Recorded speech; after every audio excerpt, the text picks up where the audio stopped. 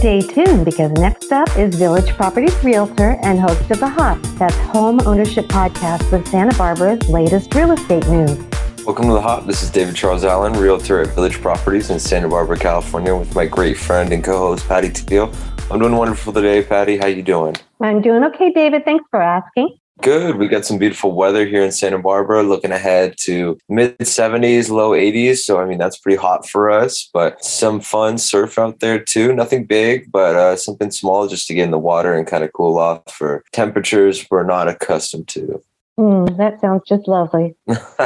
Turns out how interest rates are performing, again, slightly back up since the last time we were on. 5% for 30-year fixed and 4.625 for 30-year jumbo. Oh, yeah. A 5 is a little bit of a hike on those interest rates, isn't it? Yeah. Well, we've gone below 5, a little bit above 5, haven't gone too far over 5. You don't really know what's going to happen. If they raise it, something else might happen. So it's a lot of pieces moving at the same time. I understand. I don't understand because I don't think anybody really does, but we just have to wait and see. Exactly. Everyone has their own opinion, and it's really hard to know what's going to happen because there's so many different variables. Absolutely. And then in terms of how the home statistics have performed, we're just starting summer now, and we still really haven't had those large new listing increases. We're still stuck in the 40 range. We probably want it in the 60s, 70s. And given May is usually the most time when people start listing homes, and we just didn't see that. So that's interesting. Again, this week, 40 new listings,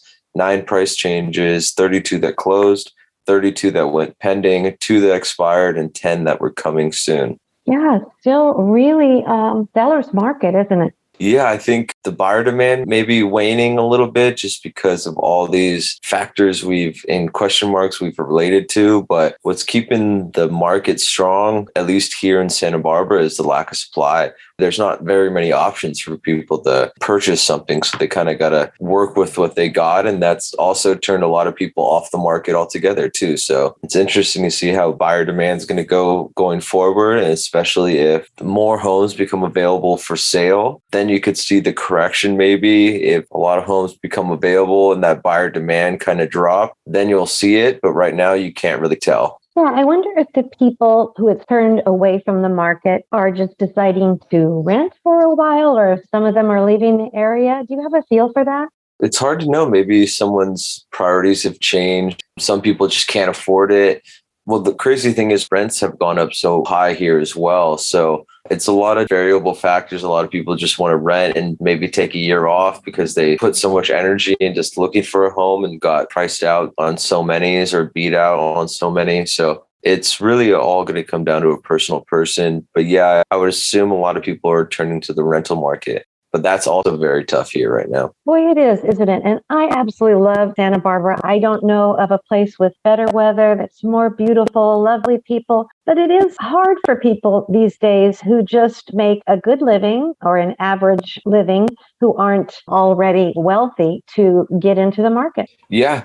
You can have an average income or so and live here well, but it's hard to build up something here in terms of long-term wealth or long-term sustainability. You're playing a fine line about how much cost it is just for your overhead and not including expenses for the rest of your life. So you maybe aren't going on any trips or anything like that. So a lot of your income's going to overhead, which is tough for a lot of people. And that's one of the ways it's more difficult to save money.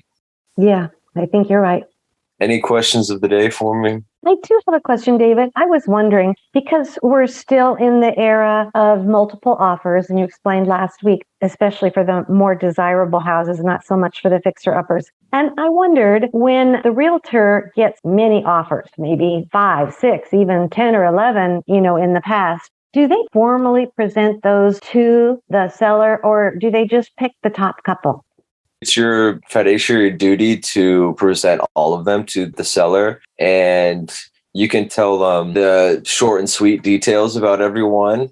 And then the seller kind of decides like, oh, okay, I don't even want to respond to those. I only want to respond to these. And then If you get multiple offers originally, you can send out a multiple counter offer form, which basically goes back to whatever offers you thought were the best. And you say, hey, we had 20 offers. We picked 5 because they have the best terms. Come back to us with your best and final price.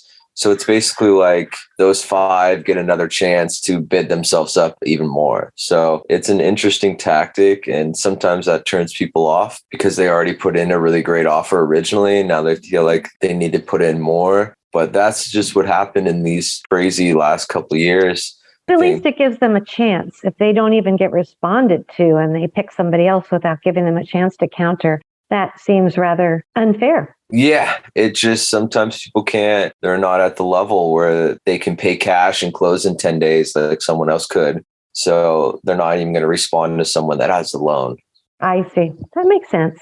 Yeah. And I have one other question. With interest rates going up as they are, I wondered what you know about the adjustable rate mortgage loans. How do those work? So adjustable rates, I mean, that was one of the huge things that was really prevalent back in the last market bubble. Everyone was getting adjustable rate mortgages. And basically what those are is you pay a lower interest rate in the beginning as compared to a regular mortgage. But over time, it spikes up. So everything's going to be different on the timing of how fast your interest rate goes up. Say if you start at 5%, for the first 2 years, then it goes up to 6% for years 2 to 3. Then it can go up to 10% for years 3 to 4, and they can go all the way up. So essentially, it's people that want to either flip a home or plan on living in it only for a couple of years, or looking to refinance down the road when their financials are in a better position and they would be able to qualify for a better mortgage or a refinance. So that's why people get adjustable rate mortgages. And if anything happens where the interest rates go up to where the adjustable rates are, and something happens in the market where it softens, those adjustable rate mortgages can become really ballooned and a real detriment to people's equity.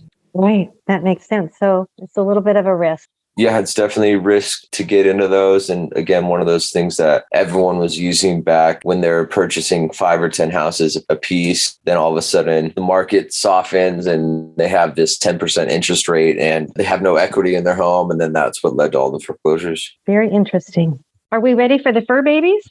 Fur babies are doing great. Mango's sitting on my lap, kneading right now. And Bailey's just chilling, loving life. It's a little cloudy out at the moment. So she's going to sleep for the next couple hours, I imagine, and just hanging out. Oh, that's lovely. Well, I have an article that one of our listeners sent to me, and it's about a Japanese theme park. It was so fascinating to read about it. I don't know if I'm pronouncing it right. So if you happen to be Japanese, I apologize. It's called Tsukuba Wanwan. And in parentheses, it says Woof Woof Land. And visitors go there and they can rent one of about 500 dogs and walk it around the park's many acres and play with more than 80 breeds in fenced off areas. And it says it's just one of many examples of the nation's deep love of dogs. I actually didn't know that Japan had such a deep love of dogs. Did you? I didn't. That's actually really cool. So isn't that cool? Yeah. Yeah, I don't know. I went to their website too, and I couldn't really tell, but I imagine the dogs just live there. So it would be a little bit of a different kind of life. They have dog shows and everything. Hopefully the dogs are happy, but they get played with all day long. Yeah, I think dogs meeting new people, if they have the caretakers and everyone loving on them all the time, it could be a cool environment. Yeah. Yeah. I thought it was a really interesting concept. Yeah, I wonder if you can adopt a dog you fall in love with too. I'm sure that's a possibility. Yeah, didn't talk about that, so I don't really know, but that would be nice. That was what I was first thinking. If they were kind of dogs that didn't have a home, that would really be a cool thing. Because I know a lot of shelters allow you to check out dogs for a day and take them to the park or take them to the beach. Where I lived for a while in Sedona, let people to do that. And I think maybe Santa Barbara might do it too. Yeah, I think you are able to do that here. And that's cool if they have kind of like a amusement park, so to say, and then have a little rescue behind it as well. That'd be cool. That is cool.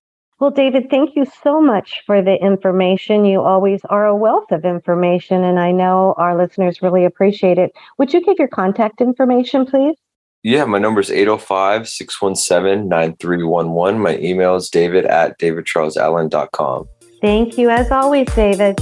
Let's give it a go next week, Patty. Thanks so much. Thank you. Bye-bye. Bye.